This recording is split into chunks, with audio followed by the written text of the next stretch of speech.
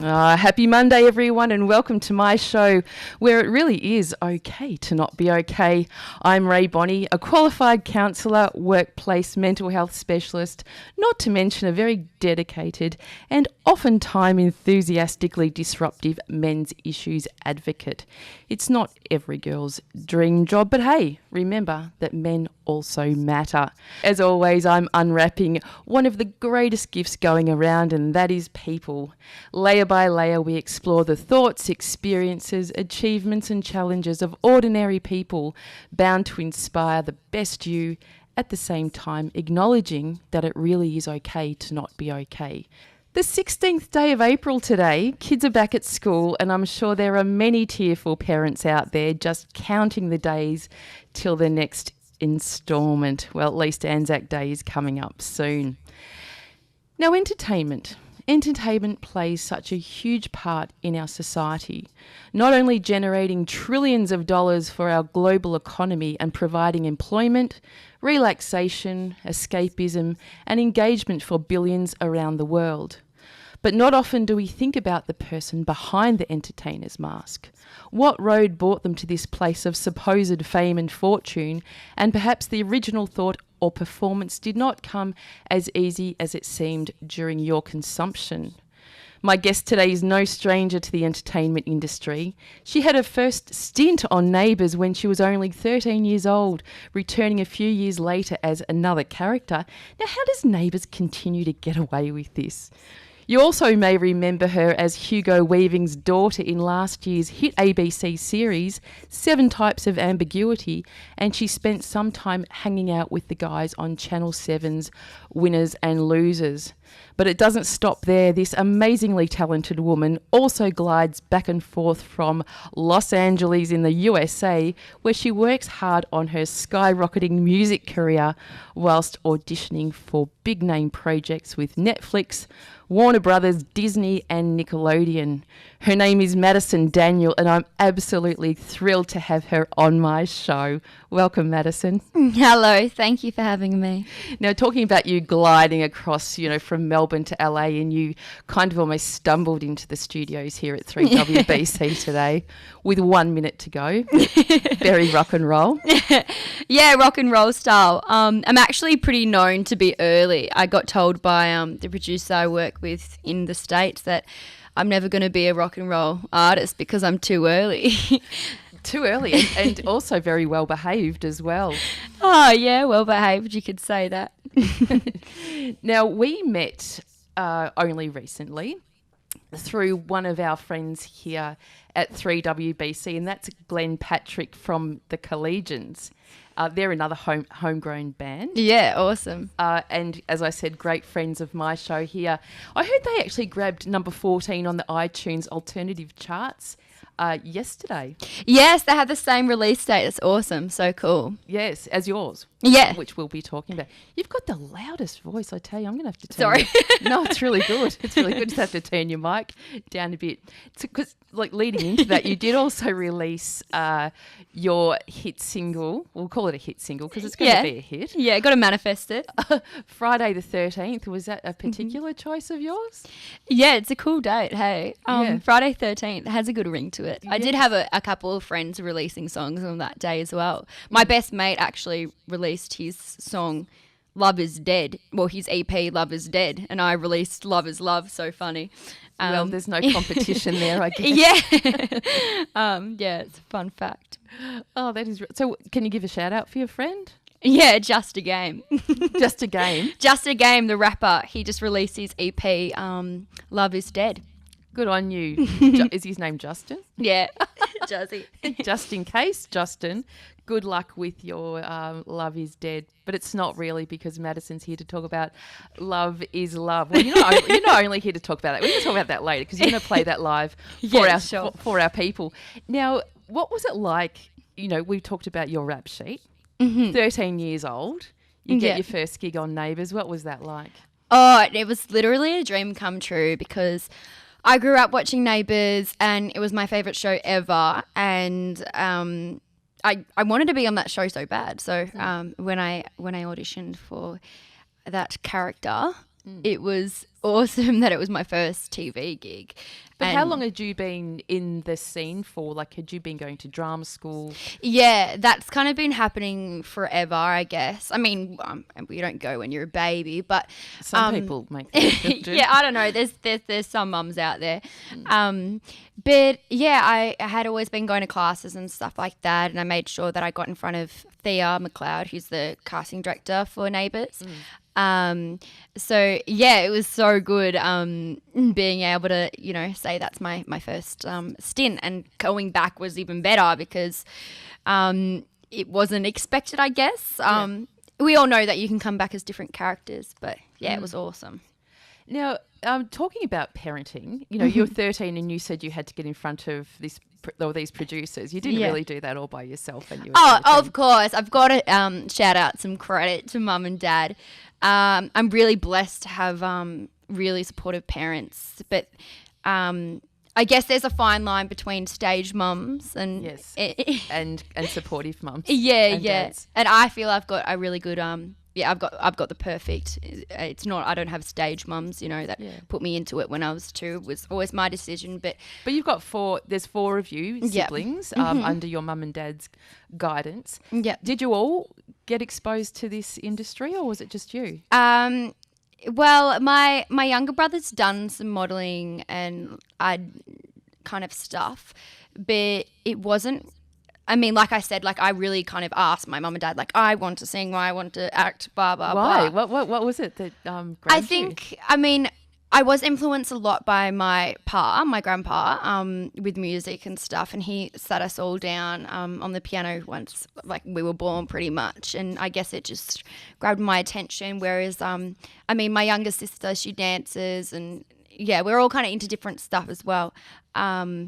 So yeah, I guess it kind of worked like that. Well, it's very fortunate that that you do have supportive people around you. But, yes. You're 13 years old, so you must have been about year 7 or 8 at school. Year 7, yeah. So did that make you popular, or did it have sometimes an adverse effect? I mean, it was year 7 days, so it was pretty cool, I guess.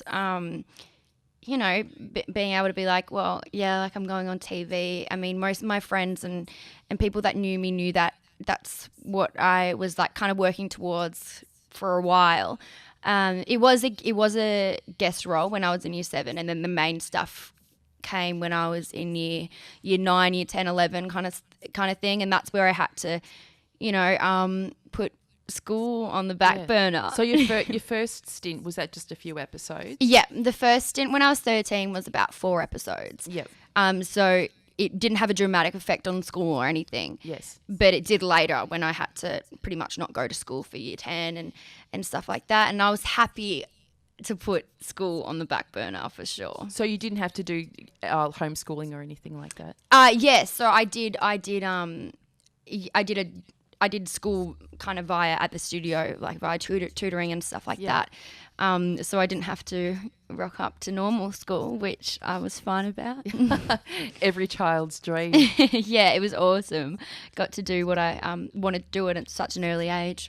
Yes. It was really cool. Did you find that you, being in the Neighbours bubble, and I guess you can describe a little bit more what it was like sort of being a full-time employee of Channel 10, is it? Yeah, Channel 11 now, I think. Oh gosh. I remember in my day, Madison, it was Channel O. Channel O. It was Channel O. I don't even know what that means. I think we had officially 4 channels, including Channel 2, which is the ABC. Yeah. But yeah. Being out of that social interaction of school, which is part of the natural development of the human condition, to be doing that too. Yeah. I guess because Neighbours is filmed more in the city way, I did live at my auntie's as well. That made it a lot easier to commute back and forth. So I did, put the social life on hold. Yeah. Which is kind of what I wanted to do. I mean, you kind of got to sacrifice things for what you want, and I wanted to be on television and act on television. So if that meant not going out on the weekends, then that was fine with me. And yes. And yeah. Because you have some pretty early calls, don't you? And yeah, by the time it hit the weekend, I was cool to just hang out anyway, because sometimes it was like 15-hour days and 4 a.m. calls. So I was pretty cool to be set just at home and just chilling. Now, I love nothing more, Madison, than a microphone in my face and hearing the sound of my own voice. But I don't often have to remember anything because it's all in my head, very improvisational. Now, for you, remember, like scripts, this has always been a question that I have for people who act. How do you remember? I don't know. I guess it's kind of just remembering the story and then it just kind of comes. But if you read it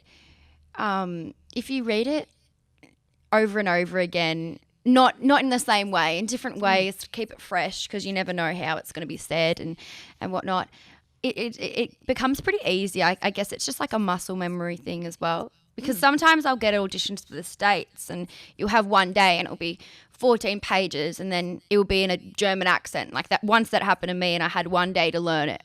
And that was crazy because it was pretty much 14 pages of monologue. And then when the German accent's thrown as well, which I had never done before that was definitely something that I was more concerned about learning. Walk us through that. Tell us, how do you all of a sudden adapt to an authentic German accent? Was this for Netflix or was it? This was for a big production company in the States. Yes. So I love working under the pressure. Like when you get an audition and you get a couple days or you get one day, and when it's a massive a scene script or whatever, it is so exciting. I love that pressure. And when it was the accent as well, I mean, I had to go to an acting coach, obviously. Usually I would for the American accent.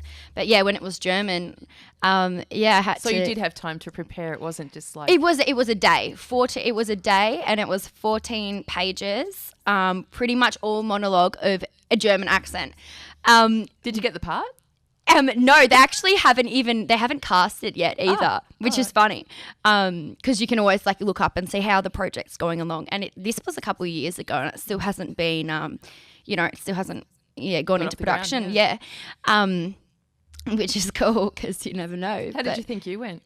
I did get called back for it. Oh, for sure. So I really loved it. It was such an awesome script as well, and I did practice it with Mum, which gets pretty hard because she's terrible with the accents, and I just can't keep a straight face when I'm reading lines with my parents. Would that be like getting your parents to teach you how to drive, etc., practicing your lines? It's similar, but they can drive. They can't. They can't read lines. No offense, Mum's going to listen to this. But is she listening in right now? Oh, she will be, and she'll be laughing because she knows we've had some funny times reading scripts and different accents and British, American, German, whatever it is, and it gets pretty funny. Yeah. Now, going back to Neighbours, because I think there's a few people I can just hear these question marks going. So what was the role that you played? And I've seen you in some footage with Toadie's son.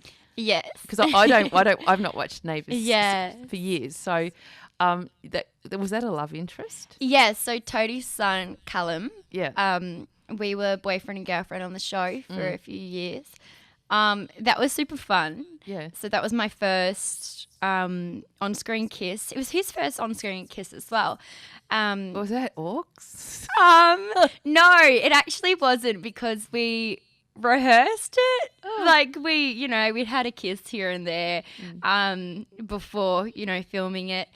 And he's really cool and just chill and comfortable to work with. So when the kiss came, obviously there's a lot more people watching with all the cast and the crew. But then we got quite a few scenes with making out in it, and it just kind of just became the thing. Watching back on it is funny because I'd be at I'd watch it back with Mum, Dad, and my brothers and sisters, and that was funny. But you kind of just get used to it, I guess. I mean, it's acting. With those on-screen relationships, though, do you actually develop a closer personal relationship off camera? Yeah, for sure. I mean, you kind of have to, because if you're there's so much emotion, whilst you're doing the same work, and it just kind of just merges into like real life as well. So I'm not saying I didn't fall in love with Morgan, but definitely we became really close and comfortable with each other because we're working so closely. Yeah. Yeah. So there wasn't any off-screen romance? No off-screen romance, but definitely off-screen banter and, Yes. good relationships. Yeah. Now, you mentioned your parents and your family, and when we were talking on the phone the other day, you're a self-professed beach bum. Yeah. grown up mainly in Mount Martha, and for our global listeners, that is southern Victoria, Mornington Peninsula. So googs that one up, because it really is one of the most beautiful parts of the entire world. Yeah. We're very lucky here in Victoria. Yeah. I love living where I live in Mount Martha. It's really nice, and my whole fam's we're all a bit of travel junkies and beach bums, I guess. My brother's a little jungle boy, jungle kid, never wears shoes or anything. So I guess that's kind of what we're all like. That's funny. I was talking to my son Rory this morning. He was asking me about toenails and why don't toenails grow as fast as fingernails? And I said it's probably got to do with the fact that we wear shoes all the time. I said people that don't wear shoes, like your brother, probably have a faster growing toenail than most people. I've got such a phobia of feet. I can't even talk about them. Sorry. I just don't like feet at all. But I actually do go on about my brother because he's pretty, loose and hippie-ish. And, he's got a... He's only 15, isn't he? Yeah, he's only 15, but he needs to get on with the manicures and stuff because I can't stand it. He's just... But I love it. He's just super chill. He's only 15-year-old that I know that's like off social media, and he's just super cool. Yeah. Now, you said your dad had to travel a lot for work when you were younger, which meant that you got to sort of do a bit of globe trotting as a younger person too. That was awesome, and that's definitely shaped who we all are, I guess, and why we all want to travel and do this and do that. So yeah, Dad would travel when we were younger. It was more around the Asian, like around Asia. Now I got to travel Europe and stuff with him, which was really cool as well. But we spent a lot of time in Malaysia and in Singapore, and I spent like 6 months in Vanuatu, and that was awesome. I'm sorry. I still remember. Yeah, I'm sorry. I was like 4. I think I had my 5th birthday there, and that was really cool. And yeah, so I guess we've been really privileged to see so much of the globe at such a young age as well. Yes, which sets you up for what you're doing at the moment, which is to and from the USA to Australia, which if I think about LA and Mount Martha, they are poles apart. There's no real comparison. Yeah, I mean, you get... When I go out to Venice and Santa Monica, I get like a taste of home a bit because that's like the beach side and it's pretty chill, and it gives me a bit of like home vibes when I'm over there. And I love going to Venice Beach when I'm in LA. It's like my little happy spot. But they are totally different. I mean, down here it's super chill, and over there it's just chaotic and everyone's crazy. Yeah. If you were to compare, you work in the industry here in Australia and then you're over there, how do you compare the entertainment industry between US and Australia? I mean, when you're kind of in LA in particularly, I feel like you're really hungry. You're just really hungry for it, which is great. And is that because it's more competitive, or? Yeah, I feel as though everyone, like the best of their hometowns, will all come to LA. I mean, you've got the Brits there, you've got, people from Ireland, from Australia, all coming to LA, moving there and trying to pursue their dreams there. So it's a nice feeling as well to know that everyone's kind of... Well, I guess it is the hub, isn't it, for if you're wanting to forge a career, and nobody painted a better picture than our late and great Jackie Collins in many of her books. Hollywood husbands, Hollywood wives, Hollywood everything. Yeah. Hollywood dogs. I think, I don't think there was a Hollywood dogs, Madison. I did tell you to bring some humour to the radio station, but... No, I do miss the dogs being allowed everywhere in really? LA. Super cool. Yeah. Yep, in the supermarket. Yeah, you have your little pup with you. Oh, they'd be in a handbag, no doubt. No, you don't even have to, I don't think, in Whole Foods and stuff.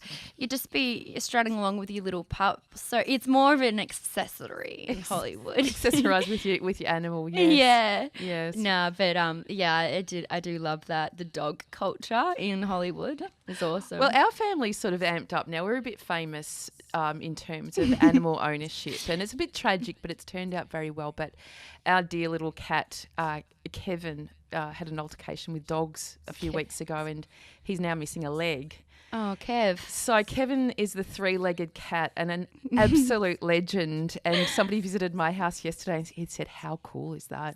Actually, it is quite cool. It is cool. Yeah. It is cool. Not saying that you need to have a three-legged animal, but if so, it befalls your family. Then encouraging people to chop off the cat's leg. Don't put them down because they can still function. That's cool. It's trendy. Now, we did go off track there. Yes. Getting a bit legless there. But how does music fit into this? Because we've talked a lot about your screen career and success, but was music always a part right from the grandfather with the piano? Yes. I mean, my grandpa played every instrument under the sun, and he definitely, and my auntie did he play the recorder? Yes, he actually did. So yeah, what a terrible played sound that is. Very jazz, bluesy, drums, trumpet, saxophone, everything. So I guess I saw that when I was younger, and I thought awesome. And my auntie was a singer, and it's definitely always been a part of the picture. I guess it's just with music, I get to take control, and with acting, it's like I get handed a script, and then I kind of go from there. But with music, it's pretty cool and different. I get to, produce my own stuff and put it out into the world when I feel like it, which is awesome. Which is what you did on Friday when you released Love is Love. Now, it's not your first single to be released because you did one last year. Yeah, it's not my first, but I'm acting like it's my first because it's really from here on it's gonna get pretty crazy. I've got single after single to come, which is really exciting. Yeah. Well, last year when you did release in April, When I Fall Asleep. Yeah.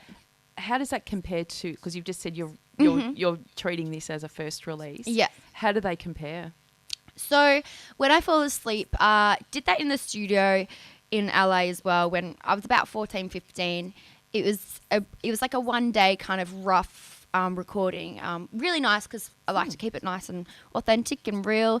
But Love is Love, it was really, really, really planned out, and spent a lot of time developing it with the great Paul Beard. Okay, well, let's talk about. Let's go to a break because our break is actually going to be you playing live. Love is Love, and then we can talk about. I'll critique it for you. Yes, if you don't sure. mind. No, I won't really at all. Never be that rude.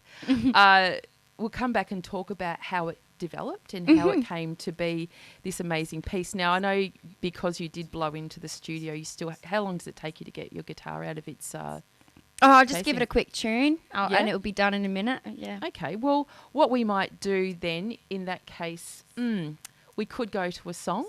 Yeah. While you do that. Sure. We could, what about, and I'm improvising here, save us playing two songs in a row because I do have the original recording of Love is Love, but I think that I could probably get up a copy of When I Fall Asleep. Yeah, sure. How about we do that? So I'm going to, you go and start pulling your gear out. Sure.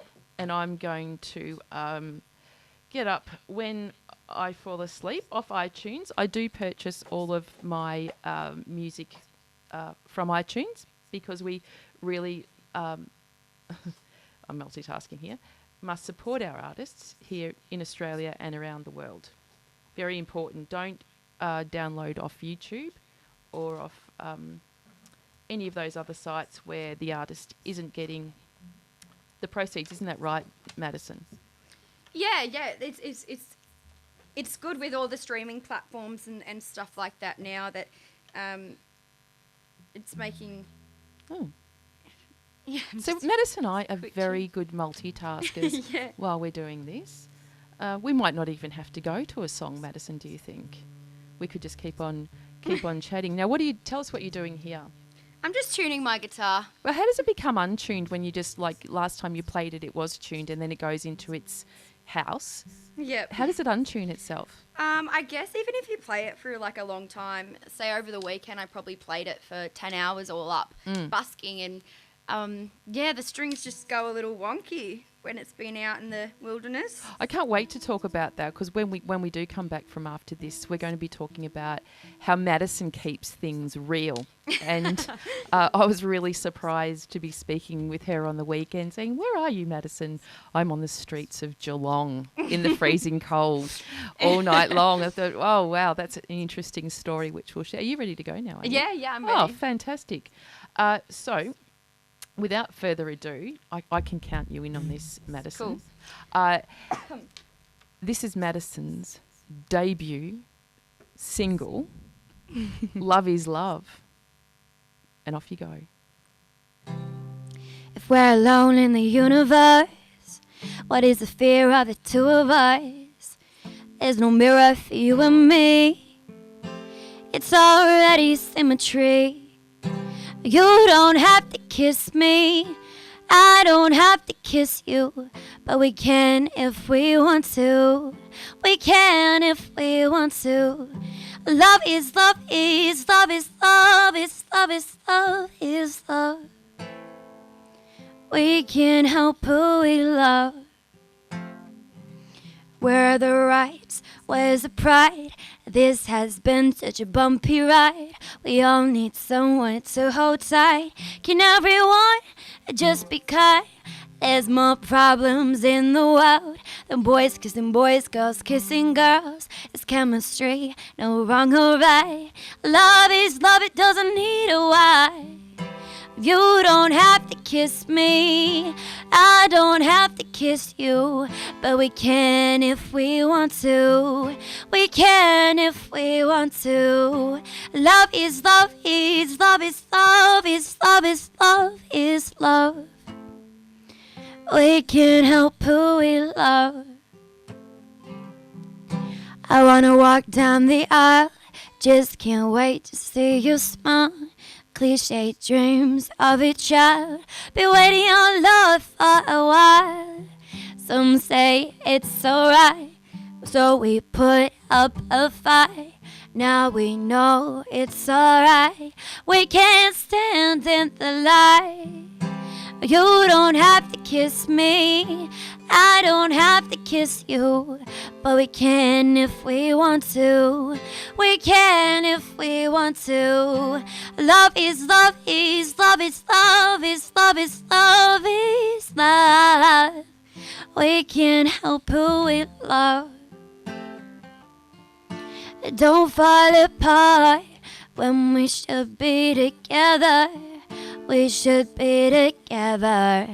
Oh, oh. Yeah, don't fall apart when we should be together. Oh, oh, oh.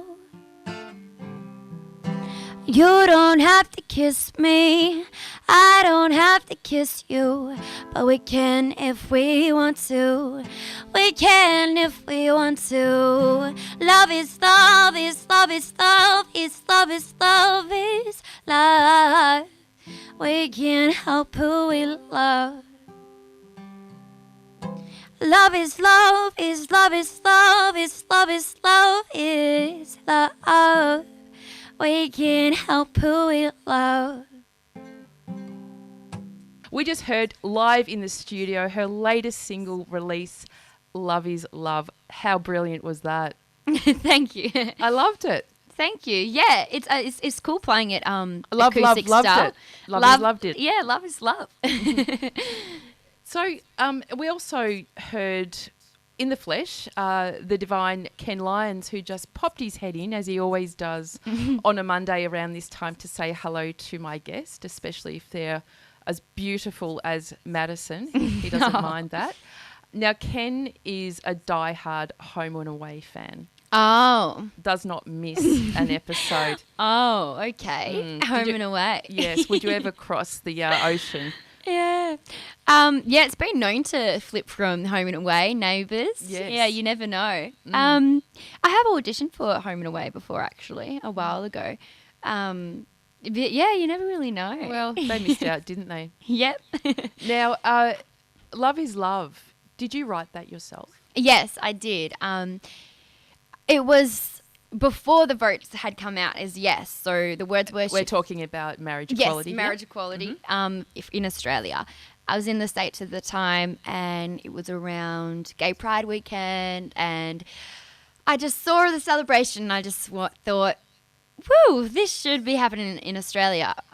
So it was kind of frustrating for me as well, having friends and family in the States and in Australia whose parents aren't accepting them and accepting who they love, and I just think the whole thing's stupid. So when I took the song to producer Paul Beard, we started developing it and the votes came out. He's in LA, isn't yes, he, Paul? Yeah, yes. He's brilliant, Paul. And we started developing it and the votes came out as a yes, and we thought, let's make this a celebratory kind of song. So that's what we did. Oh, fantastic. Now Paul Beard. Yes. He's a bit of a name himself, Oh, isn't Paul Beard. Brilliant Paul Beard. He's, what has he done? Everything. He's toured with Robbie Williams and James Blunt and written with James Blunt and Lily Allen and Leona Lewis, just to name a few.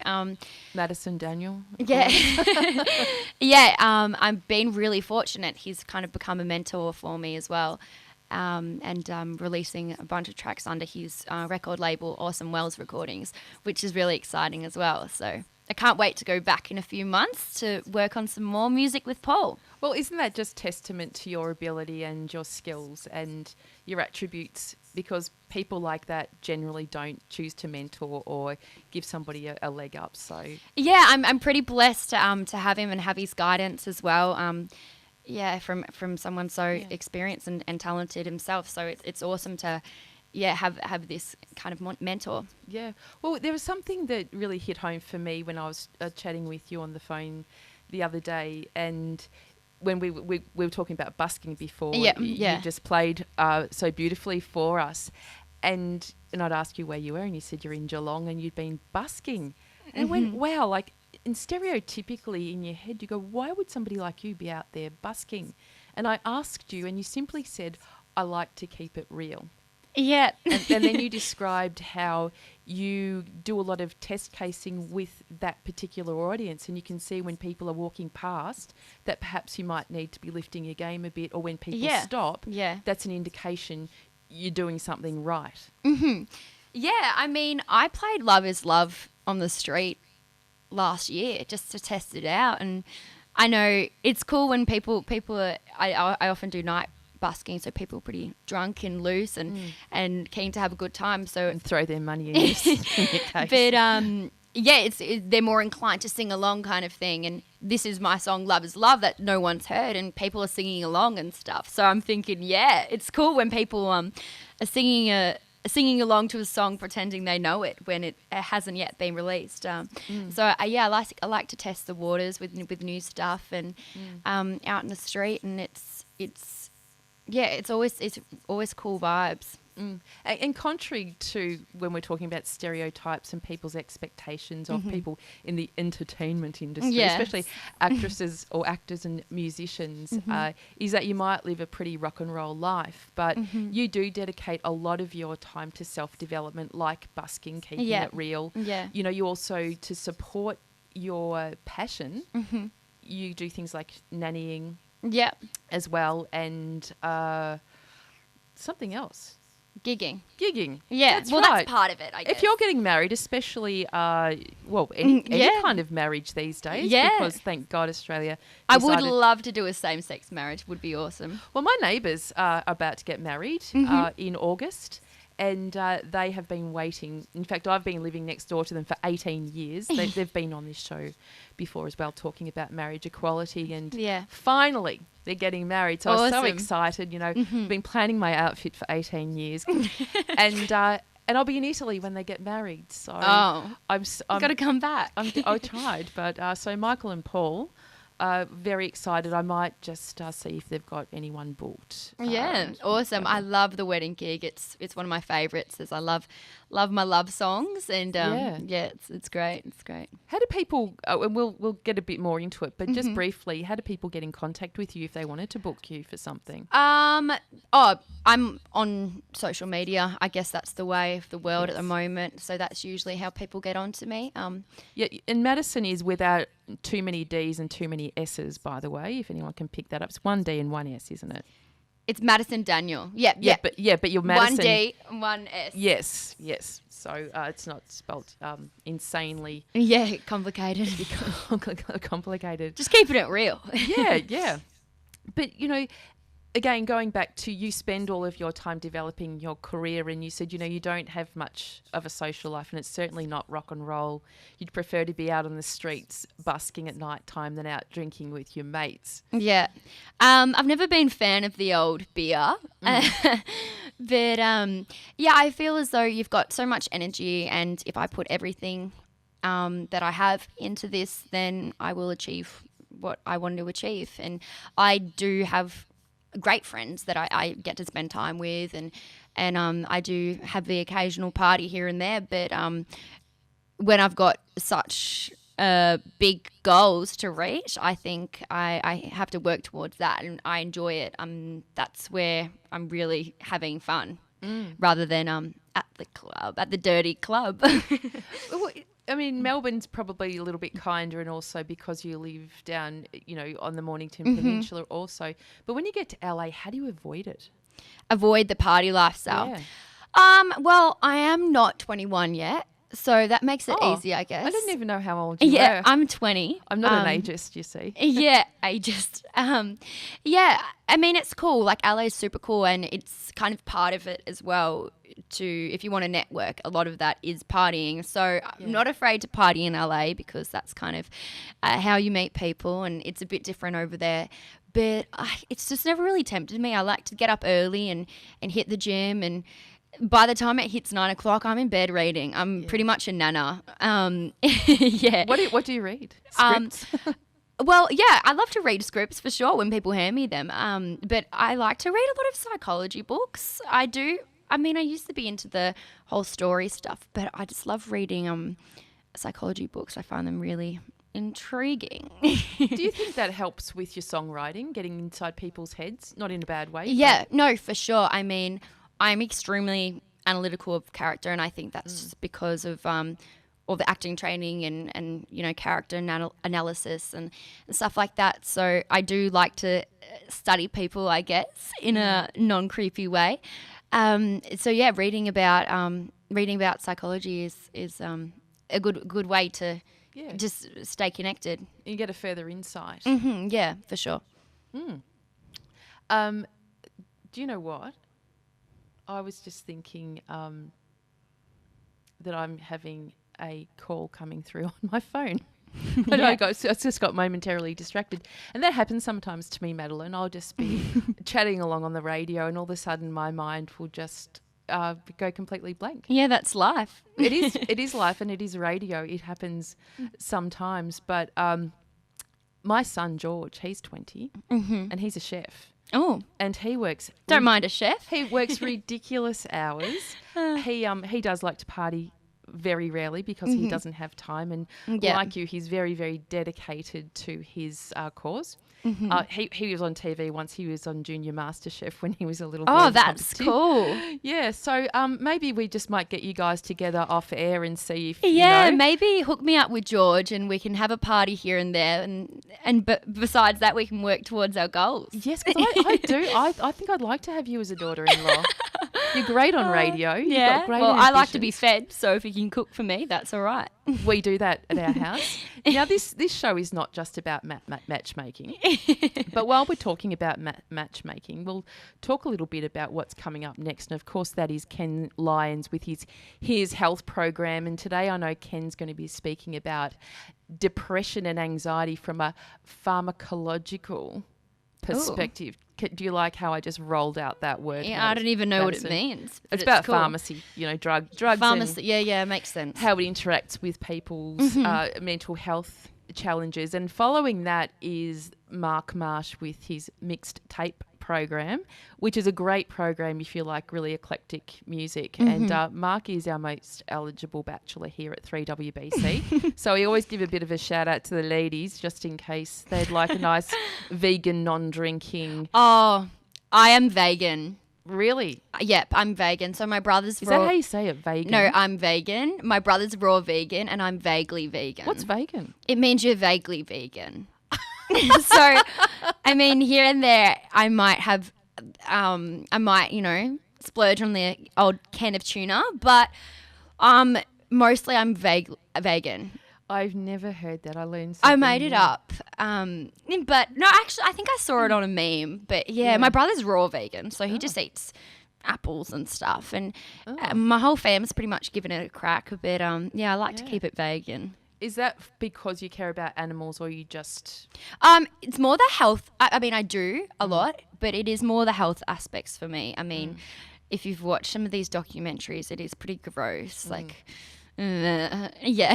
Well, Netflix have produced a number of really, really polarizing. Yeah, what the productions. health and stuff like that. It is crazy if you know what you're putting into your body. But we would, and I know we're getting a bit off track, but even our younger generations that are growing up, you go to the supermarket, everything is so modular and beautifully packaged that meat just looks like a thing called meat rather than a dead cow or ew, yeah, gross. It's so aesthetically desirable. The world of marketing. Well, yes, that's another part of our psychology. In fact, prior to our show, I did a little bit more of a deep dive into the psychology of entertainment. And there's a whole bunch around that, how we need entertainment in our lives to bring us a certain kind of joy and engagement and fulfillment.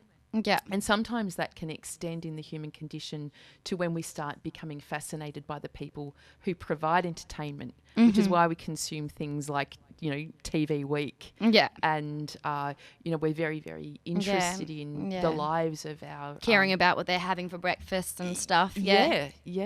It's interesting. And maybe one night when you have run out of things to read, read up a little bit on that because... Yeah, no, it is... it's an odd thing to think about how people, they want to dress how so-and-so dresses or eat what they eat. And it's a crazy world. No, you talked before about the way that you conduct your life because you have certain goals to attain and, to be as healthy and fit and agile as you can is going to really assist in that happening. So can you define what it is that you want to be when you grow up? I want to be a rock star.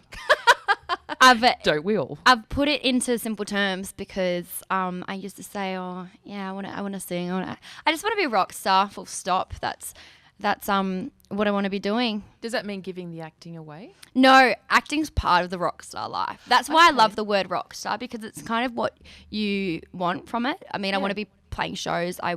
My main goal is just to connect to people and get a sort of emotive response, and if I can do that through music and through acting, that's what I want to be doing. Would you combine the two?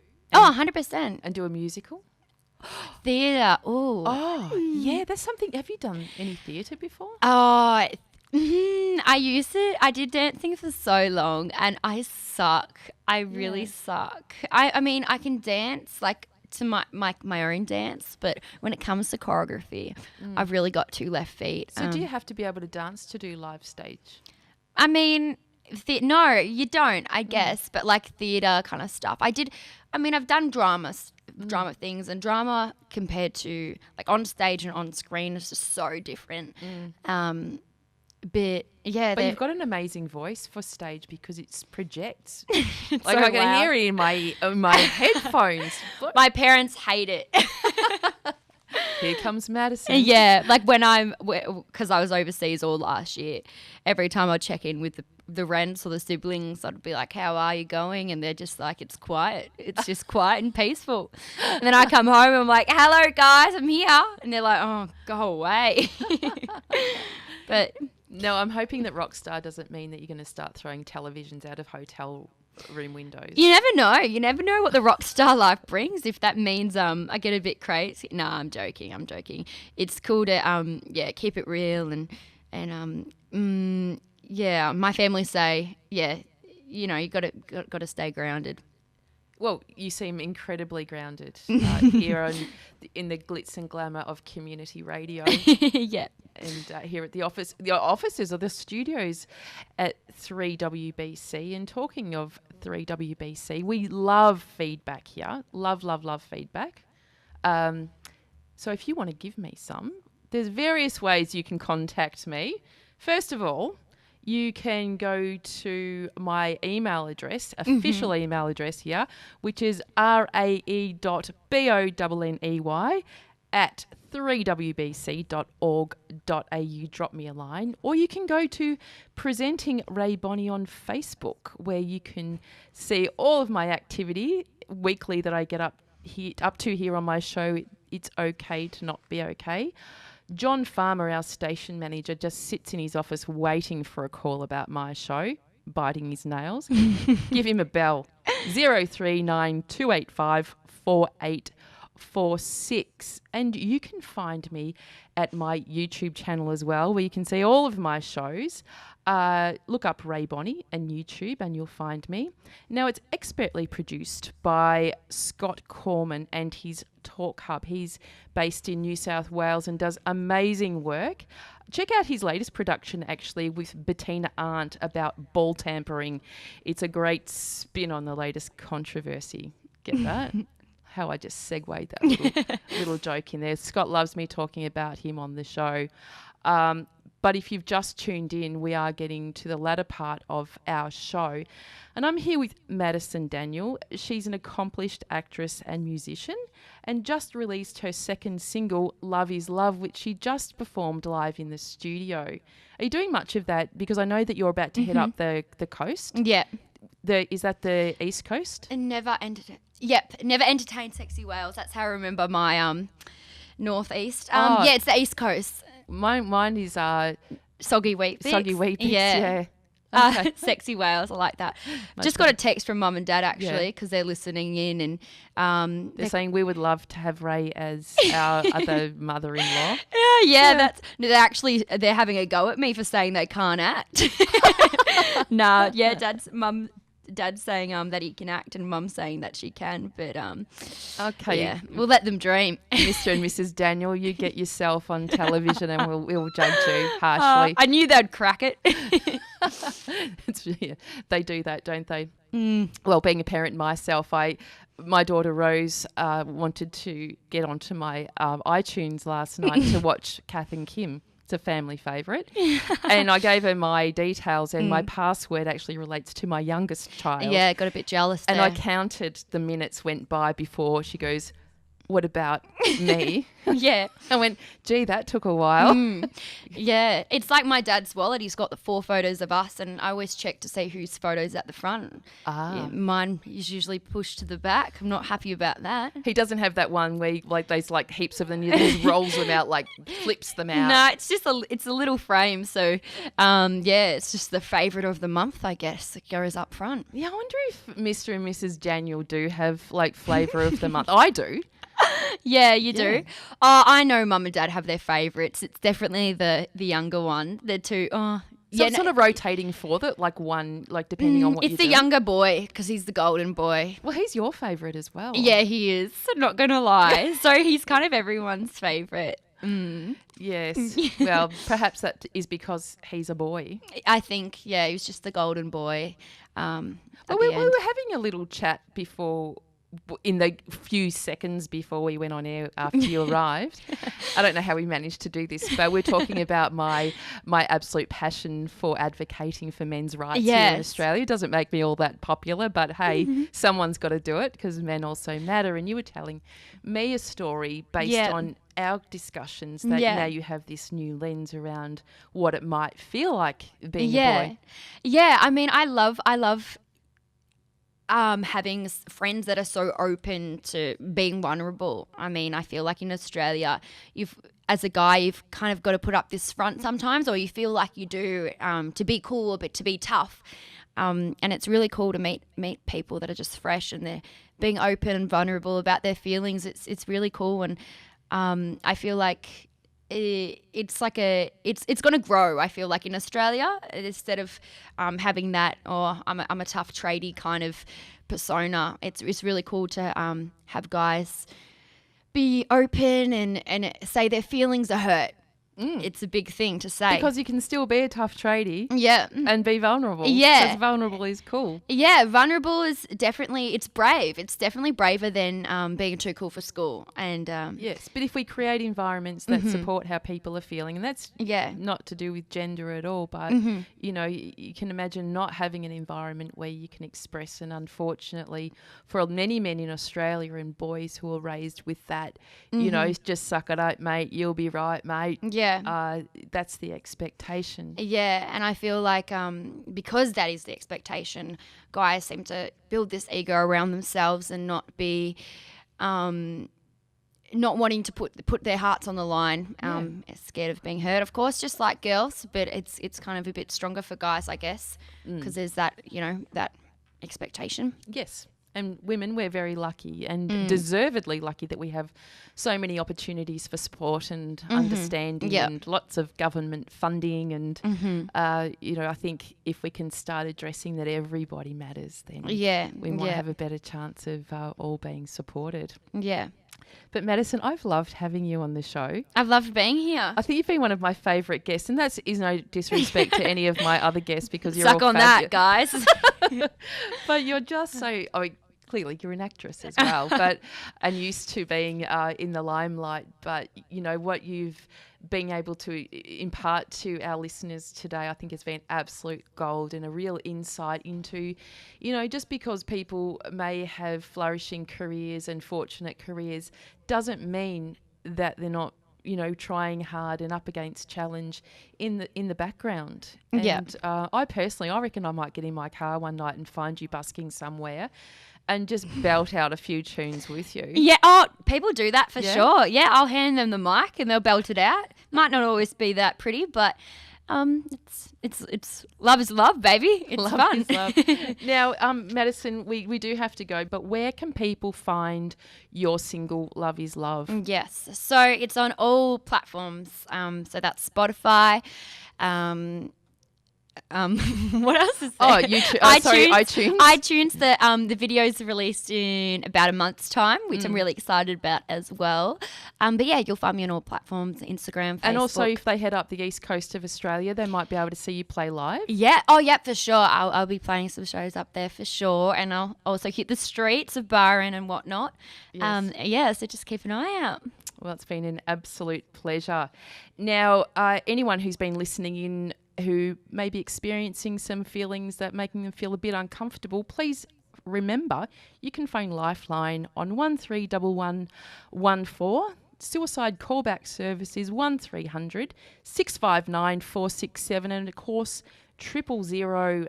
You won't get into trouble even if it's not a complete emergency. But thanks again, Madison. You are a darling. Thank you. And we'll hit you up with George after the show. You've been listening to Rae Bonney.